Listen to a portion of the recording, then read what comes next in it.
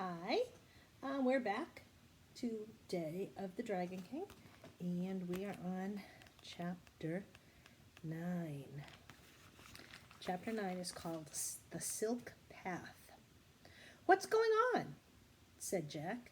"I don't know," said Annie, "but we'd better follow it." She hurried after the ball of silk thread. Jack put the bamboo book into his sack and took off after her. They followed the trail of thread down the row, where it turned down another row. "Hey, that's impossible," said Jack. "That's scientifically impossible." "I told you it's magic," cried Annie. Jack couldn't believe it, but he kept following the thread. Suddenly the trail of thread was gone. The ball was completely unrolled. Jack and Annie stood still for a moment and caught their breath. What now?" said Jack. "I guess we go up those stairs," Annie said. "What stairs?" said Jack. "There."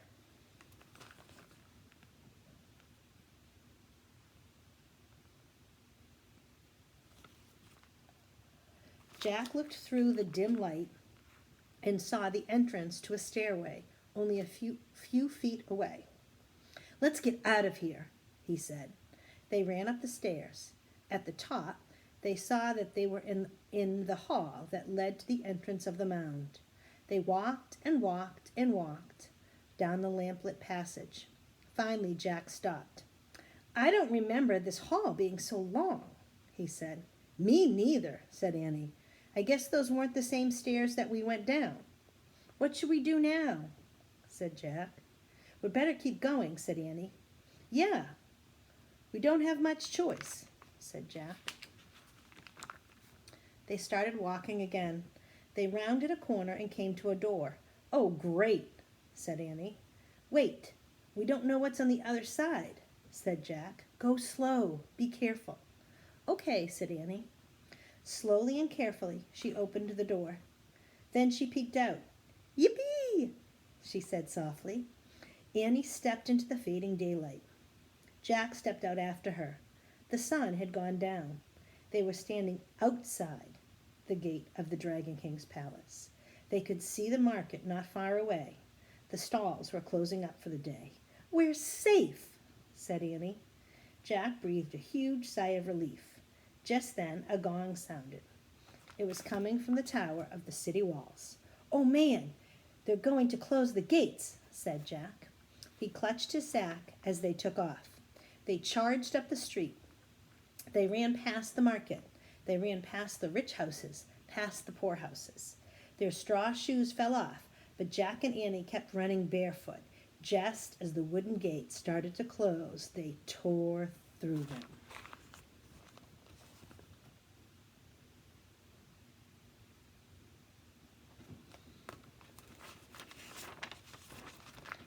They charged across the bridge and kept running up the dirt road, past the farmhouse and through the field.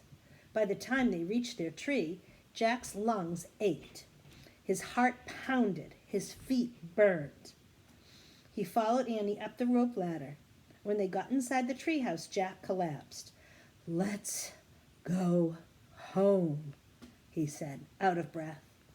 He reached for the Pennsylvania book. "Wait," said Annie, looking out the window. "They found each other." "Who found who?" said Jack, panting. He dragged himself to the window and looked out. The two figures embraced at the edge of the field. "The silk weaver and the man who takes care of the cows," said Annie. "Oh, yeah," said Jack.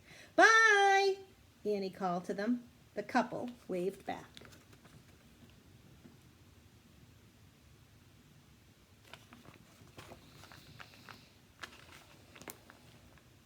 Annie sighed happily.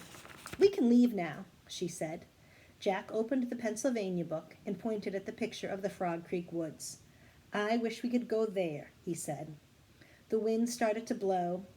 Jack looked out one last time at the Chinese couple. They seemed to be glowing like stars. The treehouse started to spin. It spun faster and faster. Then everything was still. Absolutely still. Chapter 10, The Ancient Legend. Jack opened his eyes. He was wearing his own clothes and his sneakers. The cloth sack had turned back into his backpack. "Welcome home, Master Librarians," said Morgan. She stood in the treehouse, smiling at them. "Hi," said Annie. "We brought you the ancient legend," said Jack. "Wonderful," said Morgan. Jack reached into his pack. He took out the china book. Then he pulled out the bamboo book. He handed them to Morgan. "What's the legend about?" said Annie.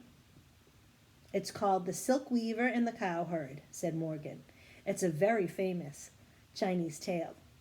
"Guess what, Morgan?" said Annie. "We actually met them. We helped them get together." "Oh, did you?" said Morgan. "Yes," said Jack. "The silk weaver's ball of silk saved us." "What does the legend say about them?" said Annie. "It says that long ago they were heavenly beings who lived in the sky," said Morgan. "When they came to earth, they fell in love." "That's when we met them," said Annie. "Yes, I imagine so," said Morgan. "The book you brought back tells about their happiness on earth, but I'm afraid a later legend tells us that when they returned to the sky, the king and queen of the skies separated them by a heavenly river called the Milky Way." "Oh, no," said Annie. "They get back together once a year," said Morgan. "On that night, birds make a bridge in the sky over the Milky Way." Jack and Annie gazed up at the bright summer sky.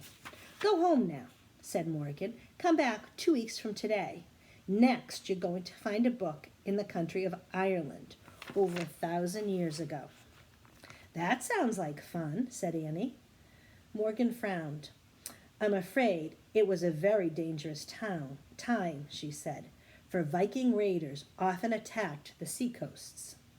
"Vikings?" said Jack. "It had enough danger to last a long time."